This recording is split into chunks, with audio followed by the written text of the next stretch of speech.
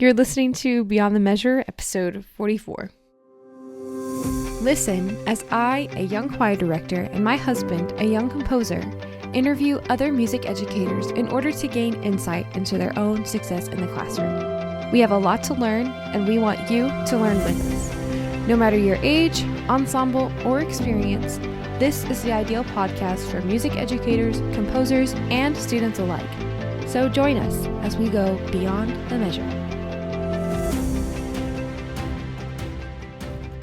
Hey everyone, this is Christian. And Kara. Welcome to another episode of Beyond the Measure, a podcast from music educators. If this is your first time listening to this podcast, this is a show where Kara and I just interview a bunch of different music educators to learn all that we can about how we, and hopefully y'all as well, can improve our music classroom experience. And so today we're interviewing an incredible guest, Miss Diane Harper. Kara, could you read Diane's bio to us? Sure. Diane Harper retired in June 2022 as the Orchestra mariachi specialist for the Fort Worth Independent School District. A native of Nashville, Tennessee, Mrs. Harper received her Bachelor of Music Education and Master's in Violin Performance from the University of Louisville and Louisville, Kentucky. She also did postgraduate work in string music education at the University of Michigan under the supervision of Professor Robert Culver. Mrs. Harper has been an orchestra music educator for over 40 years and has taught in Kentucky, Tennessee, Michigan, Virginia, and Texas. She has had a wide variety of orchestral teaching experiences that cover the elementary, secondary, and collegiate levels of the profession. She holds memberships in the Texas Music Educators Association, Texas Orchestra Directors Association, American String Teachers Association, Mu Omicron, and the Texas Music Adjudicators Association.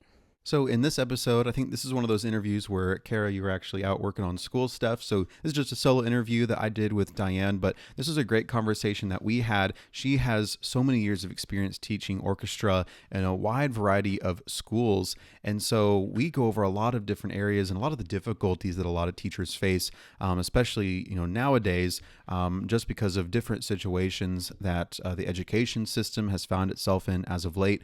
But she also does a really good job of talking about how even though there are new problems that have arisen in education in recent years, at the end of the day, there have always been hard scenarios that teachers have been in ever since she started teaching. And so all throughout that time, she has gained lots of wisdom on how to go about pushing through those difficult times that all teachers face, not just in music, but across the board. We talk a little bit about admin, if there's not very supportive admin, how to deal with that, as well as how to deal with burnout when you don't feel like you have the right resources. And there's just a lot of great things that she talks about on how to deal with stressful situations as teachers. And I know that at this time of year, as we get ready to get into Christmas time, as a teacher, you are ready to just chill. And so it can be really difficult. So, hey, just keep pushing through. If you just got a few more days left at the time of this episode releasing, keep pushing forward. You can do this. You got this. And enjoy this episode. Here is our interview with Miss Diane Harper.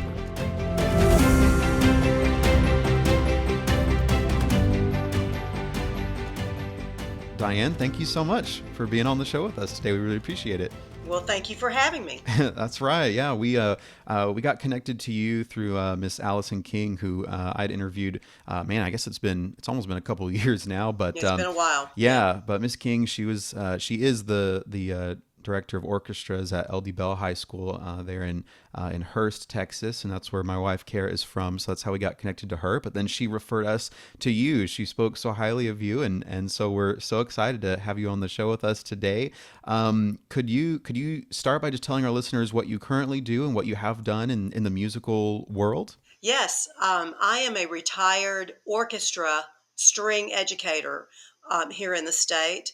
I have been in Texas for about 25 years, but it is not my home state. My background and where I have taught, where I came from, is quite varied.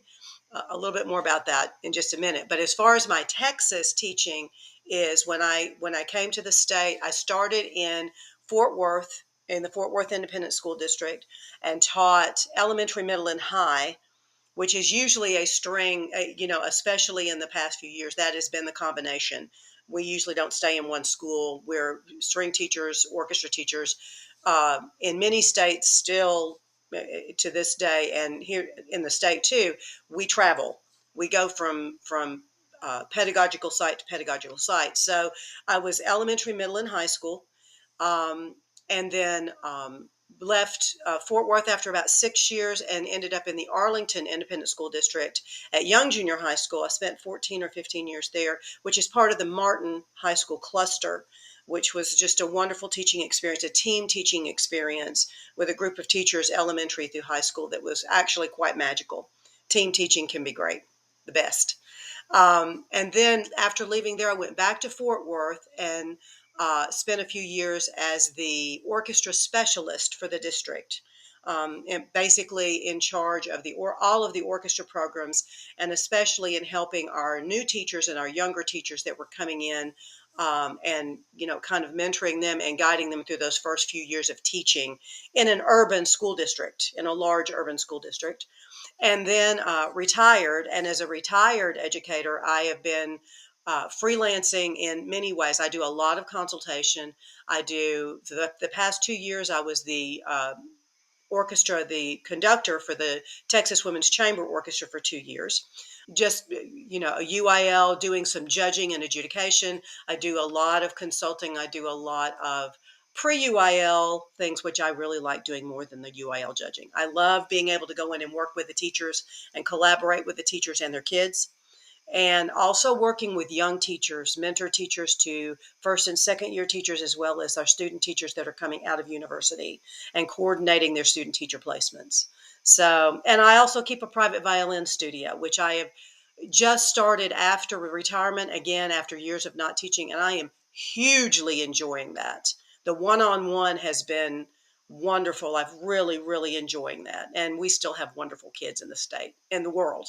So that's just been a pleasure. So that's basically where I am right now. Something I love about this is, you're one of the guests that we've had on the show that you haven't just taught students. You've gotten to a point where you are seasoned enough where you are teaching teachers on Yes. how to teach, which is, that's perfect. That's exactly. That's the reason we have this show, and not because Kara and I know how to do everything, and we want other people to know that, but we want to bring the voice and the wisdom of other more seasoned educators to our listeners. And so you perfectly fit that bill of what we're needing. So jumping right in, from all your years of experience, what do you feel like?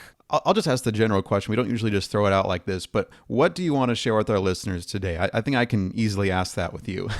Ooh, that's kind of a loaded It question in is. many ways, especially in this day and age, because I am nothing but not honest about teaching. First of all, if you don't truly feel a calling to be in the classroom, if you are ever thinking of teaching as a backup situation, please don't do it. Mm, Don't do it for yourself, and do not do it for the students that you will encounter.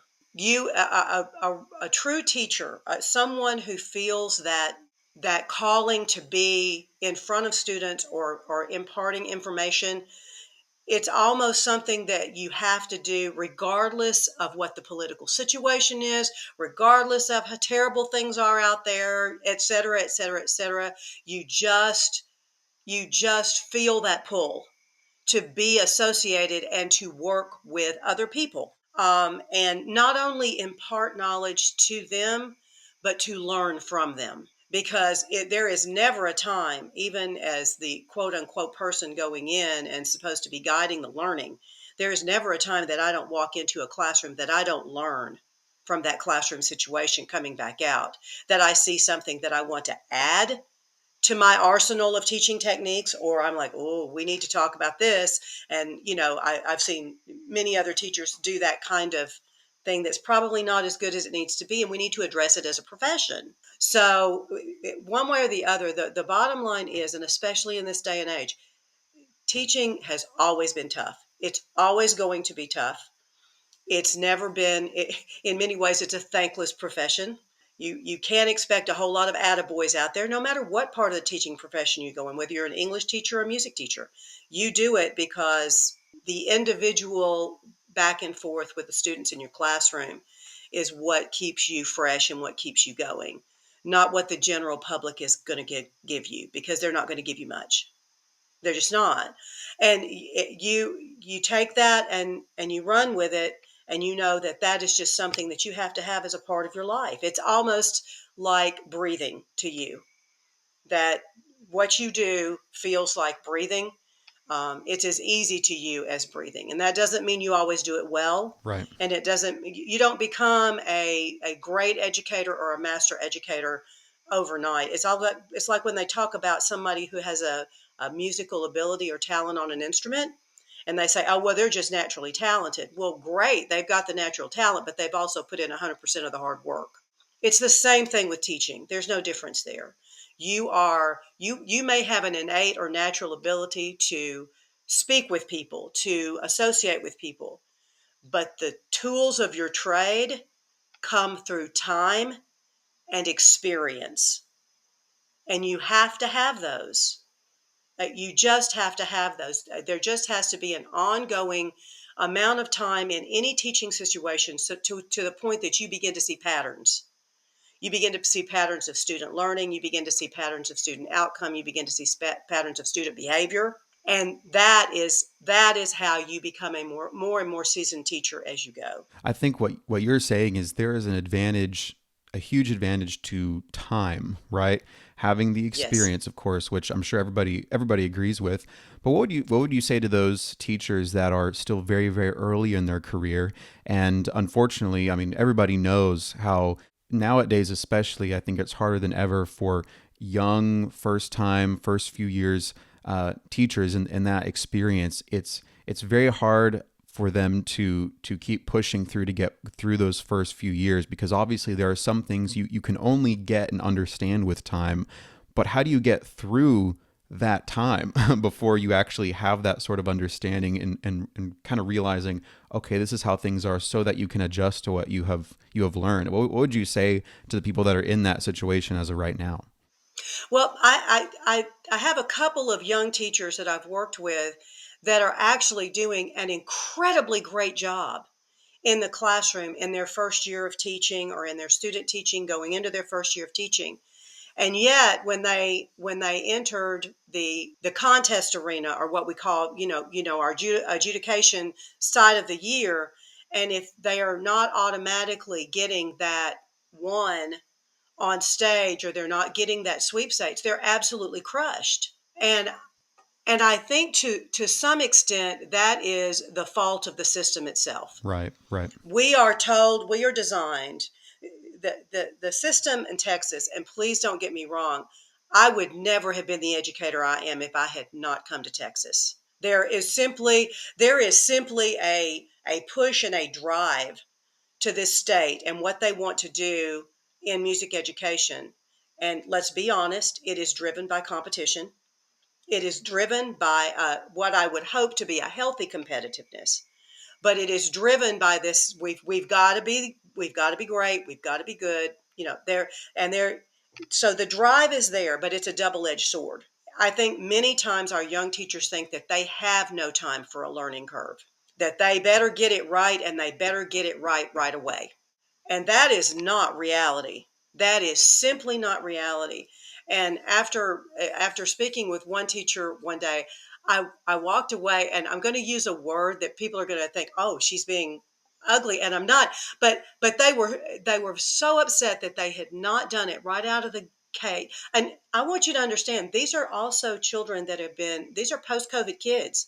Some of these kids that they're taking to UIL were learning online. Right. Yep. Right. And they're trying to get this high standard, with this high standard of literature right out of the gate. They think it's all going to be fixed, and they can fix it right away.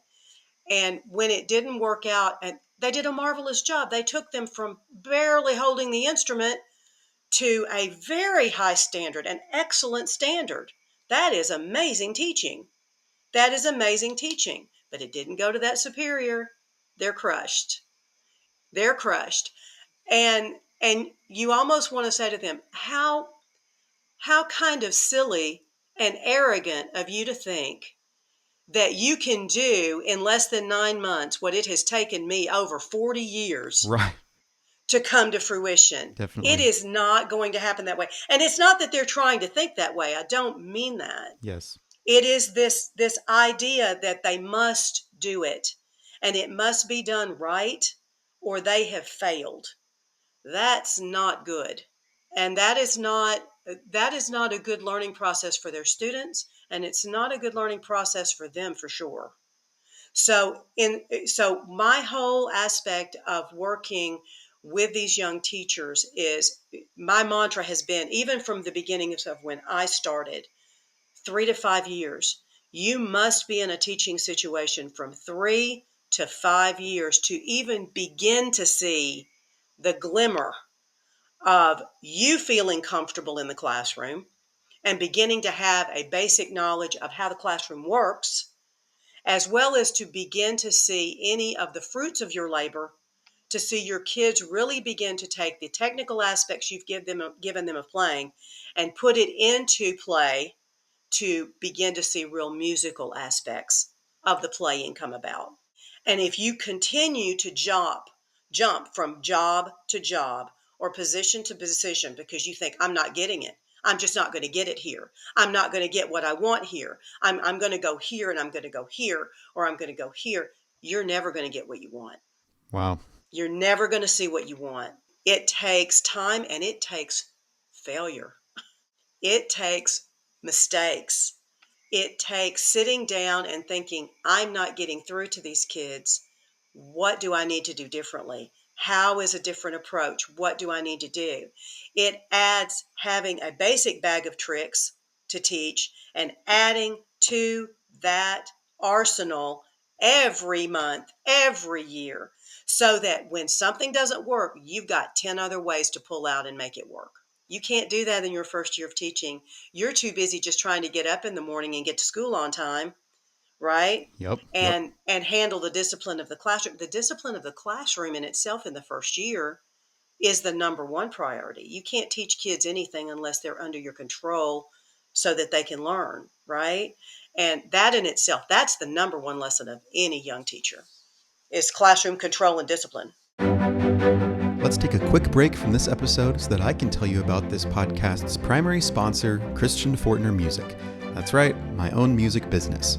If you're looking for fresh new music ranging anywhere from middle school choir to college level orchestra, there's a good chance I'll have it. And while I am a young composer, my music library is constantly growing as I write more and more.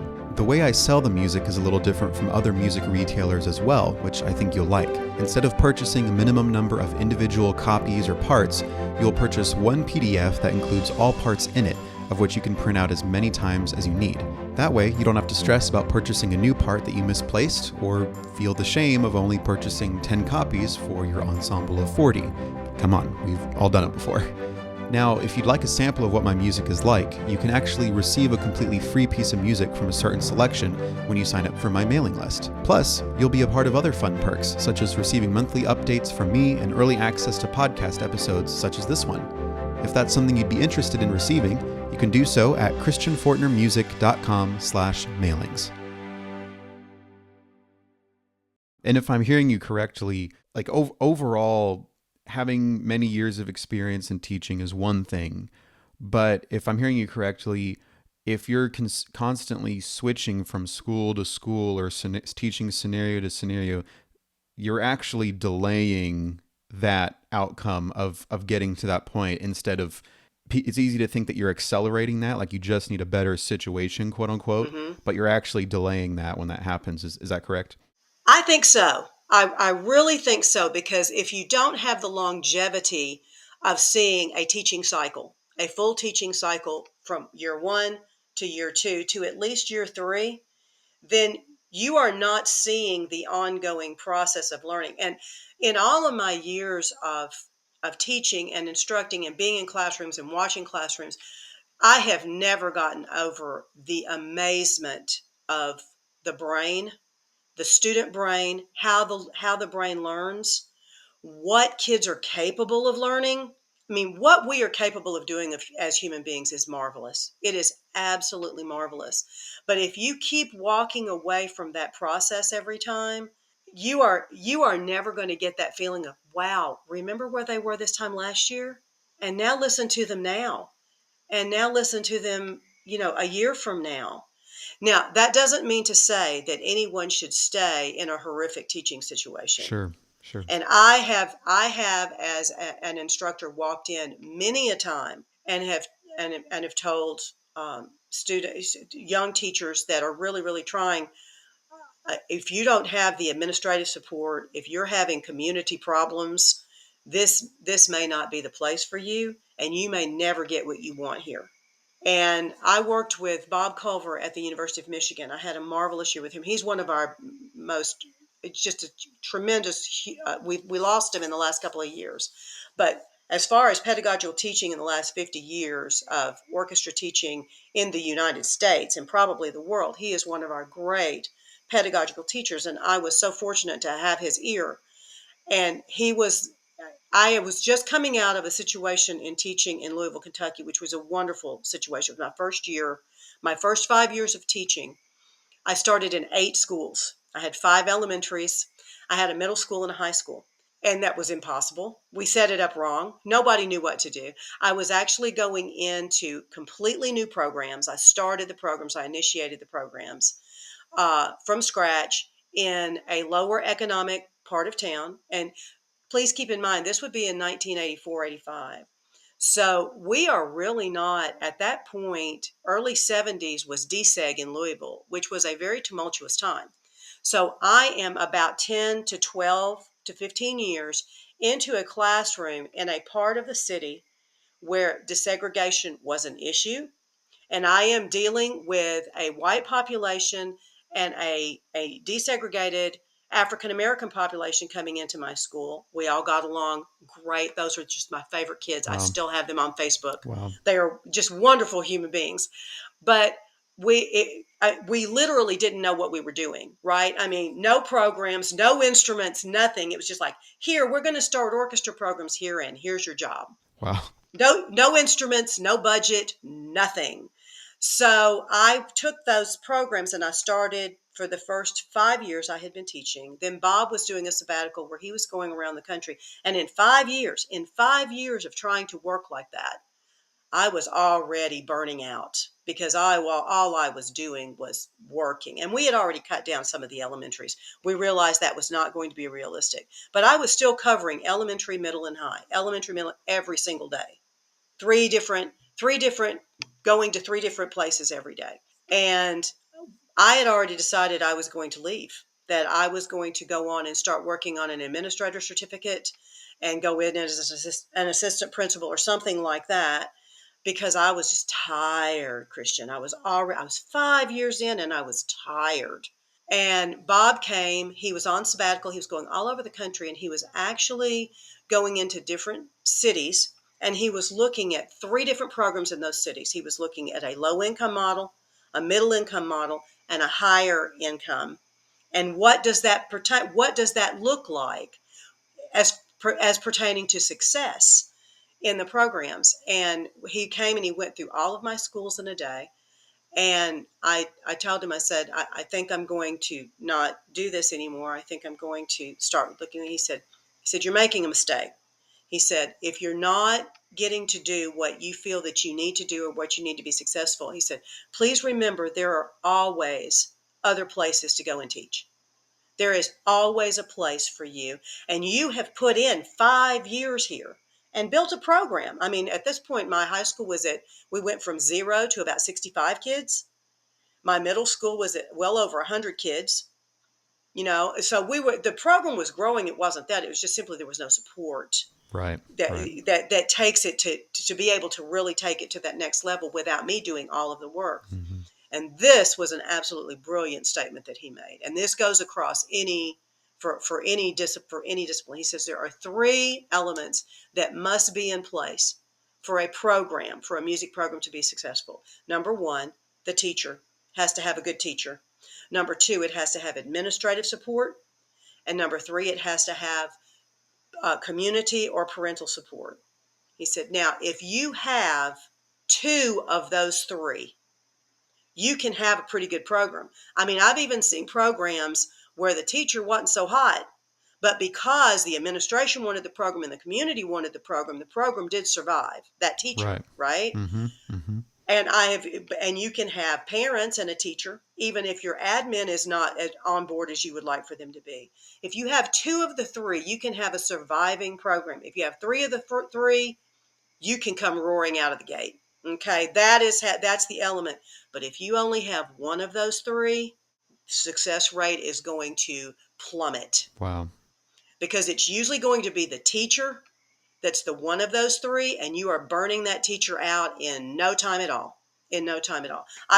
All of these years, I think that is the most brilliant thing I ever heard him say. That's incredible. That's incredible. I think what I love about that is that that's just simple, clear, easy to understand, and it makes total sense. And again, like I'm not a teacher, like I'm not in the classroom on a daily basis, but from everything that I have seen and heard, student, teacher, administrator, whoever, that is correct. And I would gander that anybody listening would agree with that as well. I wanna go into that, but real quick, what you were talking about as far as the importance of having that consistency in your teaching through multiple years.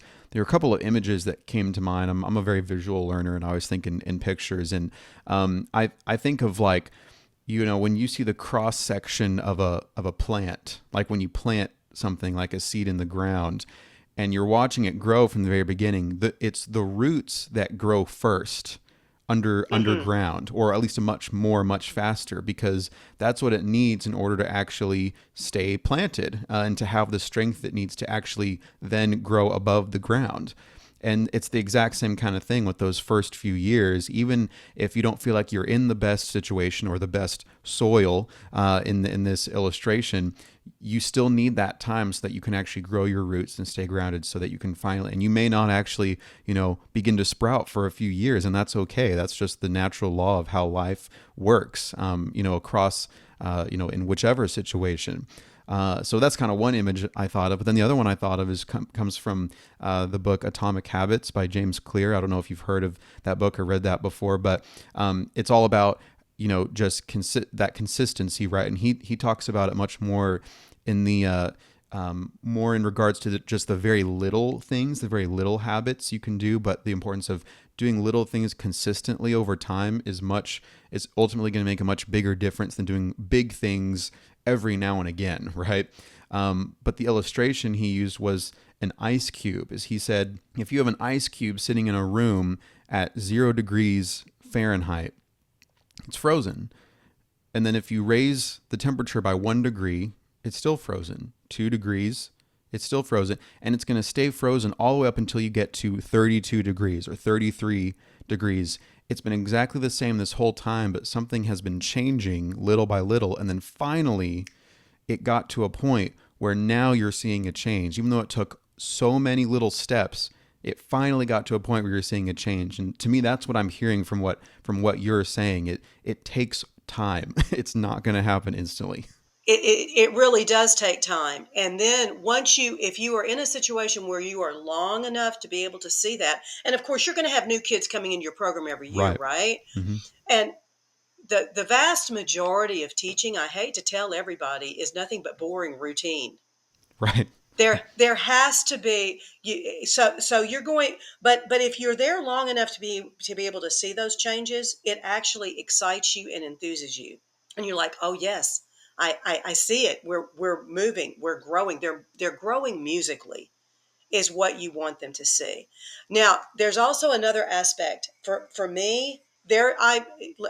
I was in Louisville. I taught for 5 years there. I went and worked with Bob for a year at the University of Michigan, which was the most incredible pedagogical year of my life. It changed the way I taught.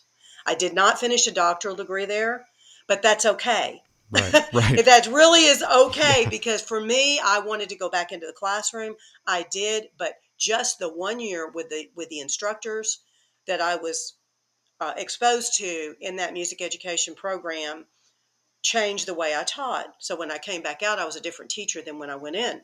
Went from there back to Louisville for just a couple of years before I married, and my husband was military, so I moved down to Chesapeake. I taught in Chesapeake, Virginia for 6 years, and quite an unusual and difficult situation. That was 6 years of tough teaching, and that was another situation where it was pretty much all me, that I was in charge. Then we moved to Texas. In the meantime, I've done teaching in Tennessee. I've done teaching in Michigan. I've done teaching in Kentucky. So I've been all over. But every one of those situations, most of them up to the point that I got to Texas, not optimal. I consider those the situations that made me the best teacher, because there was nobody in a fallback position. If that program was going to succeed, if those children were going to succeed, it was going to be me. So I was going to have to figure it out. Now, there is absolutely nothing wrong, and it is so great that Texas has this incredible support system of directors with assistants and even sometimes third assistants. Nothing absolutely, please don't misunderstand me. I am not saying that there's anything wrong with that. But there is also a beauty and a toughness to going into a situation where it's you or it's nothing, that teaches you to think on your feet, to teach on your feet, and to move forward. And it's usually those teachers that I see that come out of those situations and they have garnered success in those kinds of situations that can be successful in any situation. They grow a tough skin.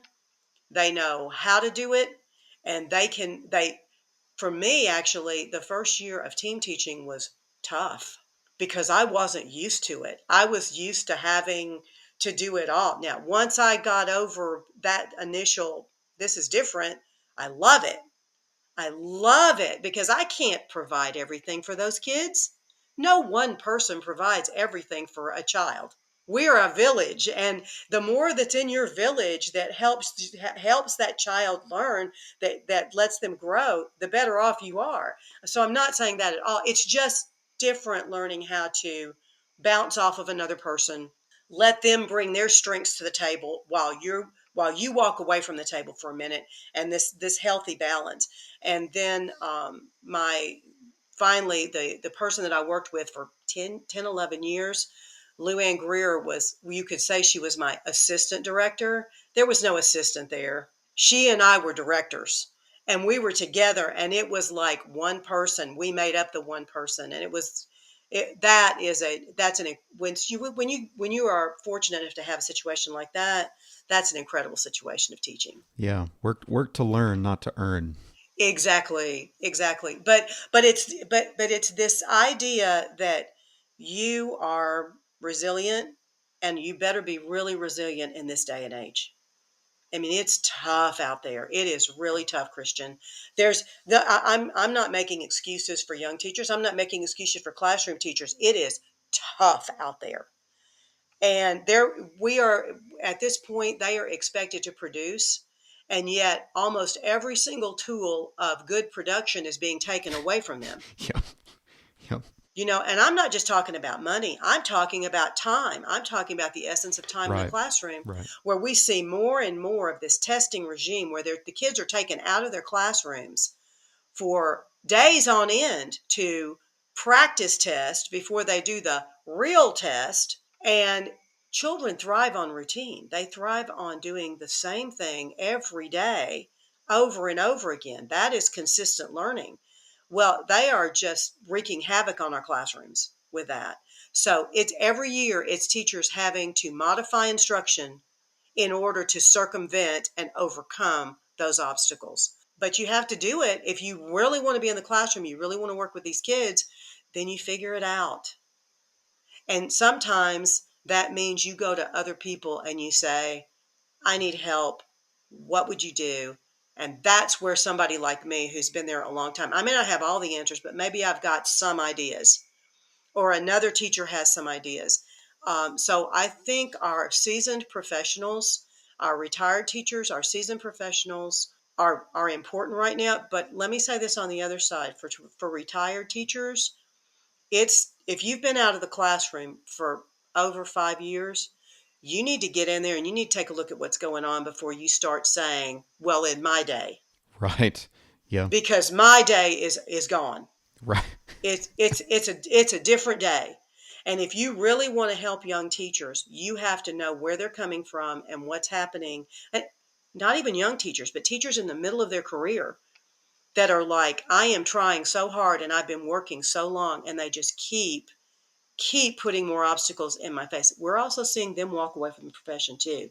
This is a dangerous time, and we don't want our good teachers walking away. We need to support them to be able to get through this to hopefully calmer waters. Oh, definitely. This is a great segue into this conversation because that's where you come in because you've been working with teachers who are going through all those things, especially as of lately.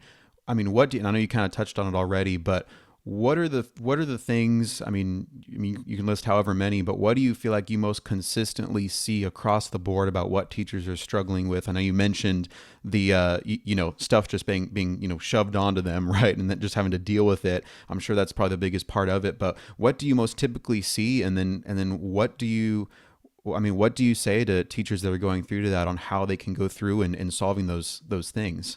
This is not going to just pertain to music education. This is going to pertain to the teaching situation as a whole. And please understand that I talk to many teachers in many different states. This is not just Texas that I'm talking about. Our biggest issue, I think, right now is the complete lack of support of administration, campus level, district level, state level, to back teachers up. We have not, for in some way, if you go back to the 1800s and you look at the list of requirements for what a teacher was supposed to do in a one-room schoolhouse, and they always wanted to put their thumbs on teachers and control their behavior, actually, right? And so to some extent, that's always been a part of the profession. But the fact of the matter now that a teacher who is in a classroom does not feel anymore that they are safe, that they are going to be physically safe, or that their job is safe, right? And that the first inkling out of an administrator's mouth, campus, district, state, is not going to be, we support you, let's find out what happened, is what did you do? Wow. Yep. What did you do? What did you do that created this situation when the vast majority of the time that teacher hasn't done anything? Now, am I ever saying teachers are 100% right? Of course not. We're human. And some teachers don't have any business being in the classroom. You're going to see that in every profession, aren't you, Christian? Oh yeah. Can you say that for firefighters? Can you say that for policemen? Right. Can you say that for anywhere? We have a segment that probably should not be doing what they're doing. Sure. But for the vast majority, the biggest problem now is teachers don't feel safe and supported. And if you're not safe and supported, it is going to affect how you teach. It is going to affect how you approach a child. It is going to affect every aspect of your day, and it's certainly going to affect your mental health. Trickle down effect. The trickle down effect is fierce and it's serious. And I actually blame the profession itself. It's almost like for I can see, I was at the beginning of high stakes testing. I probably was in the classroom about 2 or 3 years before I started hearing that term, high stakes testing, in Kentucky and Virginia. Guess what state it was coming out of? It was coming out of Texas. Oh Okay. boy. So we were already hearing that in these achievement tests. What was standardized testing now used to be called achievement tests back then. Basically, the kids would take a test in the spring of about 2 days length, of about 2 hours in the morning apiece. Their parents would receive the scores in about 4 or 5 weeks, and nobody ever said anything else about it again. And this is where we are now. This is where we are now. This is when I began to hear it. And I thought, even as a young teacher, I thought, and that in site-based management, site-based school management. And I thought, I'm not so sure if I'm on board with any of that. But it's taken on a life of its own.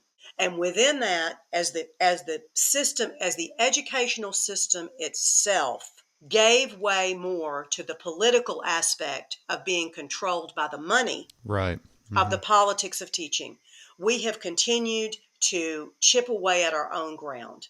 Okay, we'll do this. Okay, we'll do this. Okay, we'll do this. Until we have given away all of our control and all of our saying, well, I'm sorry, Mrs. So and so, that you are okay with Billy throwing the chair at that teacher, but that is unacceptable behavior and we will not accept it at that school, to the fact where that kid is sent to maybe a half day of in school suspension and they're back in your classroom Yeah. by the afternoon. Yep. right? Yep. So when we have gone that far, then we can't.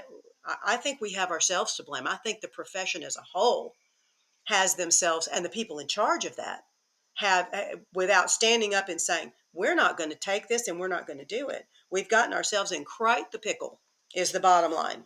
Well, let's touch on that first. Let's touch on the broad level, right? So, like, that's a very large issue that's going on across the board. Let's start by saying, okay, number one, what do you think we need to do as a community, just across the board? What are the best steps forward for that? But then I kind of want to hone down on specifically, you're a music teacher having to deal with those things. How do you deal with that on an individual level? But starting with that more broad, general look, I mean, what do you feel like is the best next step? You know, I don't care what political party you're a part of. I truly don't. That is not what I'm Right. discussing here. Right. But it is whoever controls the purse strings in Mm-hmm. whatever state you are in Sure. has to have a real interest and investment in education for every child. That's number one. Unfortunately, I don't think that's where we are right now in the United States. I'm not talking about one state specifically. I'm really not at this point. It is, and I can talk to my friends in any state, and we're talking about the same issues. We're talking about the same issues. So that is a problem. That is an issue. When money controls the academic aspect of how you educate a child, when money controls that's backwards. The academic aspect should be saying this is what we need in order to academically produce what we need to produce for this child. And so the people that should be in charge of making those decisions aren't in charge of making those decisions. The true educators are not in charge of those decisions. Now, I don't know how to fix that. Sure. Besides getting those people into those positions of power that actually make those decisions. And you're opening up a whole can of worms Sure. there, yeah, with so many other social aspects of our society coming Right. in that you Right. can't Yeah. handle that. Lots of minutia. It really is that's number one. But when it comes down to the buildings themselves, let's even take the district out of it. I think it took me, well, actually it didn't take me. I knew from the beginning. I've been incredibly blessed with very, very strong principal support throughout my career. But the one thing that I do know that is so important is your top building person and those assistants underneath them and their visibility in the buildings and their visibility in support of your program is just so important. Because while we talk about how kids are rude and disrespectful and they talk back to admin and they talk back to teachers, et cetera, et cetera. Well, yes, some of them do. Honestly, the vast majority of them don't. We've gone to the point where we're talking about a subset of a school, unless the school is allowed to be completely out of control. And that can happen, and I've seen it. But for the most part, if those building principals are visible on campus and can be seen, the teachers know that someone is there observing, walking, and not observing in a negative way, but observing student behavior. And here's the other thing, Christian, I don't think a lot of people know is how much time our principals and assistant principals spend off campus because they're called to meeting after meeting after meeting after meeting. And I'm like, get your building people back in the buildings. Yeah. Exactly. Your teachers need them. They don't need to be sitting in some chair listening to you run your mouth. They're supposed to be there in support of the teachers. So that's number one. When it comes to your classroom itself, what I have found is parents are usually happy if their kids are okay in the classroom and they are not, and they're coming home happy. And at the very least, if they're coming home neutral. Sure. If they come home and say, "How was orchestra today?" and they say it was fine, the parents are fine. Now, if the kid's going to walk in the door and say, "Well, Miss Harper she just does not like me, and she said this to me and said that to me," I'm going to get an email or a phone call pretty quick, right? And it's always going to be in support of the kid these days. It's always and oh, but let me say this really, really fast to any teacher listening. When you get one of those emails, do not answer it for at least 8 hours. And I Mm. would suggest that you give yourself a full 24 hours before you get on a keyboard and fire off a reply. Wow. Yeah. Yeah. That you are a human being and you have been attacked. And your initial reaction is going to be to attack back. It never works out well. It never works out well because the next step is going to be to administrator, and we're back to exactly what I said anymore. The first thing they're going to say is, what did you do wrong? Okay? Give yourself 24 hours, 8 to 24 hours before you sit down at that keyboard and make that reply.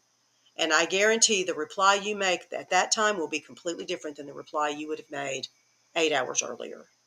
I just wanted to say that. That is such an issue. And real quick, I don't want to get distracted, but that does bring up something I wanted to ask. Do you, I mean, I have no idea because, again, I'm not a teacher. Should teachers be checking or be able to see their work email outside of school hours? Do you think? Is that a good thing?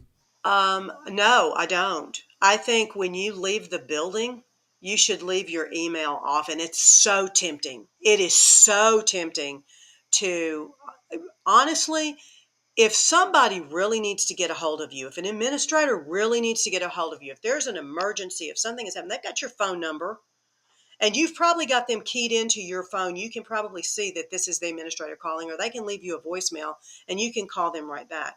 But there is no doubt that you're going to get something in an evening. And if you address that and you open that, it's going to affect the next 24 hours of your life. You are going to stew about that all evening. You are not going to be able to sleep that night. And you are going to you're going to go into school the next morning looking for a fight with somebody, and it may not be the right person to be fighting, but it has affected your entire life. Now, if you wait and you open that email in the morning, okay, and you see it, here's the bottom line. Even if it steams you, within 15 minutes, there are children walking in your classroom. You're going to get distracted really fast, and you're going to go on and do something else, and you're not going to be able, you simply don't, you're simply not able to stew on it. Now, I stopped opening email early in the morning when I got to school also. I did at least 1 or 2 hours of teaching before I began to address emails in the morning, because it changes how you view your day. Or if I saw if I really needed to answer emails and I saw something and I knew that it was probably not going to be, just by who it was coming from, that it was not going to be a great time, that needed to go on the back burner for a little while longer, where I have a planned period where I can sit and go scream in my office if I need to scream in my office for the next 30 minutes and do that. But I really think teachers are going to have to be more responsible for their own self-care, which is that there is nothing I hate more than the fact that we are now being told that we should see the teaching of children as a business. Right. I hate that. Oh yeah. I don't think education is a business at all. Mm-mm. And I don't think a business model works well for education at all. We're a people-oriented institution. It does not work. But so when you're talking about this idea of that, and they want you to run it like a business, we have to maintain our professionalism, is I guess what I'm saying. Yes, I love these kids. I adore these kids. I'm working with kids because I love kids and I want to work with kids. But I'm still a person in myself. I still have my own personal life. I still deserve a modicum of respect for my personal time. And people will take advantage of that and they will run with it. Other teachers, administrators, parents, everybody will do that. At some point, you have to be responsible for your own cutoff time and say, I'm sorry, this is my personal time. I've given you the last weekend for all region orchestra all Saturday. I am not going to talk to you on Sunday afternoon about anything related to school. I will talk to you Monday morning. Boundaries. Boundaries. We're not real good at that. We're not, we're not good at that. That's right. I don't think anybody is. Like, I'm not. No, no, That's just a human no. issue. We're getting down to It, the really. it is a human issue, but it does affect your teaching. The Yeah. negativity can really affect your teaching, and the feeling that you're constantly being bashed. But what I did realize as an educator, and what I've realized also as I have grown as an educator, that no, children all learn in different ways. And oh my goodness, Christian, when I look out at a sea of 30 faces in front of me, there is no telling what is going on in each one of those children's lives. And I'll guarantee you at least 10% of it is not good at all. Right. Yeah. Even in the very best of schools, it is not good at all. And as I have become hopefully, a more aware human being, that all of that affects how a child learns and who a child is and how they relate to you, that you have to say, I'm looking at them, you're looking at me, we're both human beings, and you try your best to be as even and as fair every day with every child that walks through your room, whether they have been giving you tremendous grief or not. I mean, I think the bottom line for me as a young teacher, as a first teacher, I was, first of all, I was firmly convinced that I was going to be able to teach every child orchestra and every child was going to love me. That's not the case. That's not the case. I can say in general, and I feel really good about this, that the vast majority of the kids that I have worked with loved me and respected me. I don't think many actively disliked me, but you cannot please all of the people all the time, and you Right. cannot please all of the children all the time. What you're looking for is a good, healthy average of a happy classroom and an even and fair classroom across the board. That's what you're working for as an educator, because it is their right to have that education, and you have agreed to provide that education to every child to the best of your ability. It's easy for people like us to have that perspective. I mean, the fact that you are a teacher, that I mean, you chose to, I mean, you were so passionate about music and teaching music that now here you are in the position. It's easy to forget that it's okay for a student to go through your music class and then to graduate and to never touch music ever again in that Hmm. kind of way. But if 20, 30, 40 years down the road, they still look back and remember, man, that orchestra class I was in seventh grade or in high school, that was a good time. That was nice. Even if that was the last impression they ever had in the music classroom, that's okay. And that's what you want. Well, ultimately, what we're doing is, of course, we're musicians ourselves. When we have a child that goes through our programs that becomes either a music educator or a musician, it's a thrilling thing. That is a wonderful thing. But I don't really see, I've never seen my job in that aspect. Right. I see my job as my job has been, I am commissioned to make a good citizen, to help. I am a part of the process to make a good citizen and a good person, someone who can be a productive member of society, who also ultimately wants to give back to their society, right? I have chosen music as my way to do that, to be a part of that process of the learning and growing of other human beings. Yeah. An artist citizen. Yes, it's thrilling. It's absolutely thrilling when they go into music, and I'm so proud. I'm proud to say that I am working now with many young music educators that went through my program, right? And that's great. That's an awesome feeling. And you're like, wow, I just can't believe this. This is crazy. But at the same time, that is not the ultimate goal. The ultimate goal is that we are making people who are productive, who are happy, and who can get along with other people. That's a problem for us now. That's a problem for us now in this society.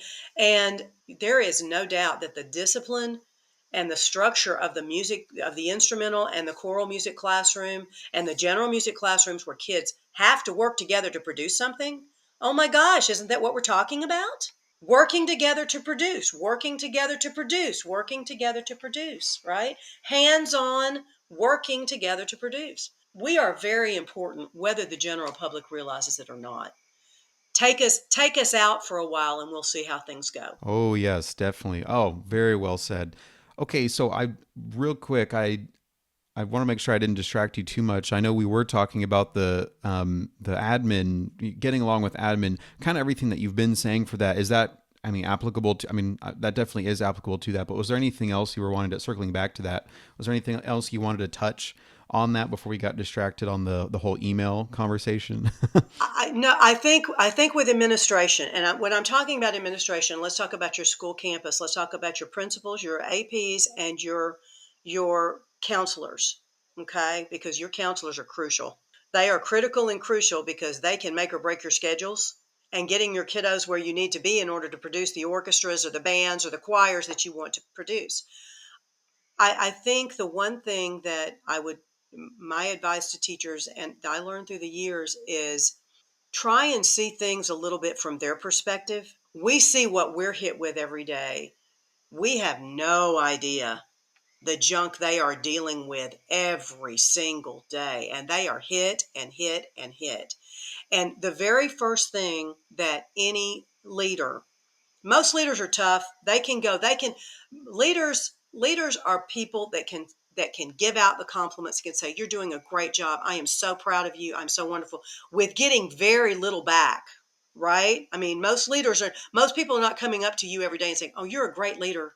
Thank you so much for being a great leader. They're not doing that. And that's okay. That is not, you normally don't need that. But there is nothing more powerful than going in and sitting down with a counselor who has 13 mounds of paper and a computer on her desk open, and with her hair stuck up on the, up to the ceiling. And you sit down and you look at that person and you say, I do not know how you do what you do. And I thank you so much for what you are doing for our kids. Just seeing them. Just seeing them and knowing that they have a job to do also, and that they are not actively, for the most part, every now and then I guess you run into a personal conflict, but they are not actively working against you or your program. That is not what is happening here. And then once you have opened that line of communication, then you have the foray in to say, here's the problem. Can you help me with this problem? Can we work this problem?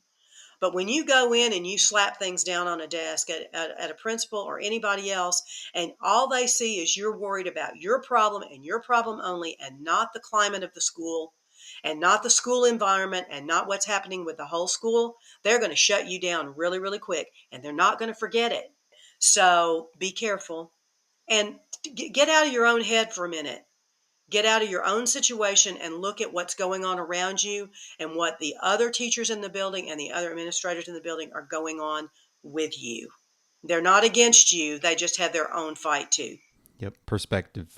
Perspective is everything. I love this conversation we've had, Christian. I think it's important, and I do think it goes across all of the disciplines. I don't think this is not respective to any one teaching situation. And I think my closing analysis would be, for a teacher, if you feel that you are struggling mentally, if you feel that you're struggling pedagogically, here's the deal. We have gotten in the society so afraid to reach out and talk to other people because we think it makes us seem that we're weak or that we're unknowledgeable. We don't know what we're talking about. You must always reach out to someone with more experience. I guarantee. Have you listened to the way I've talked for an hour? I can talk forever. I can talk about the profession forever. Any teacher that approaches me, I am going to be willing to sit down with them and talk through any situation and be of any help I can. And I am certainly not the only one out there like this. I know incredible educators in this state. They are just amazing, of all different disciplines. And there's nothing great. There's nothing greater in my mind than a great teacher. They are just gold. They're just gold for so many reasons. Tap that, and I will guarantee you that in your conversation with them, that educator, that seasoned educator, is going to learn as much from you in that conversation as you are learning from them. It never fails to happen, because the minute you stop learning, you need to get out of the profession. If you ever think you have reached the culmination, you haven't reached the culmination. You've reached an impasse. And you are not going to grow, and consequently your children under your tutelage are not going to grow anymore either.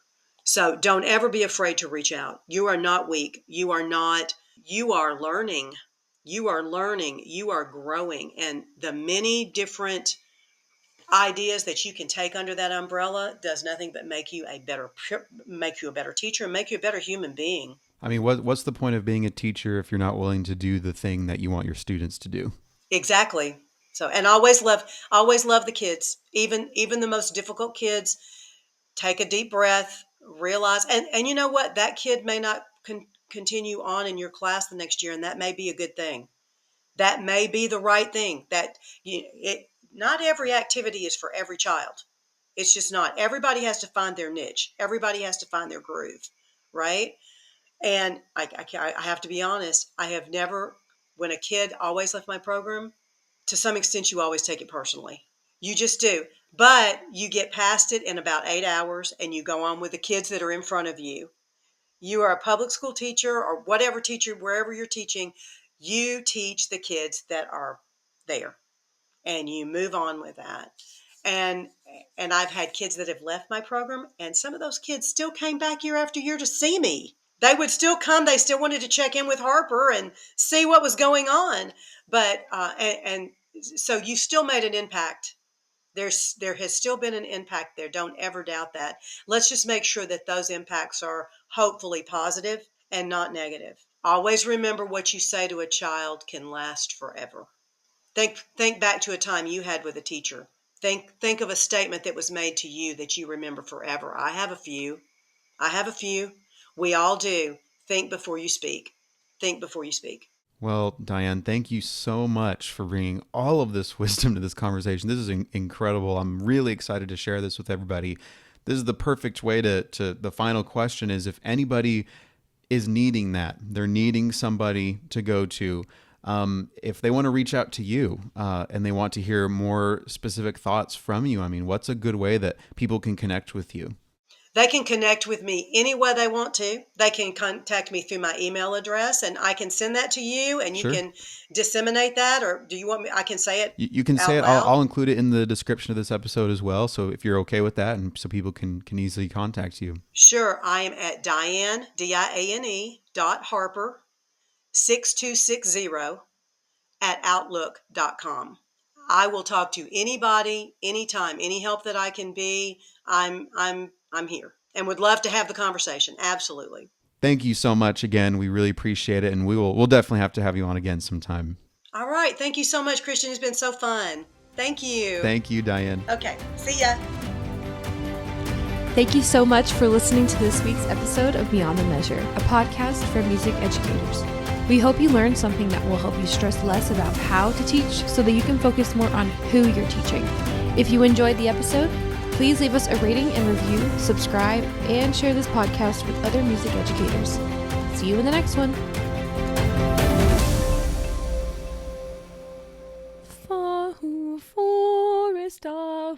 Doris, welcome Christmas, come this way.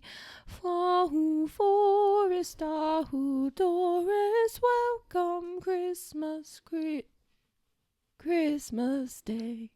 And I'm Christian. Hello, everyone. And this is Beyond the Measure. We're putting that in.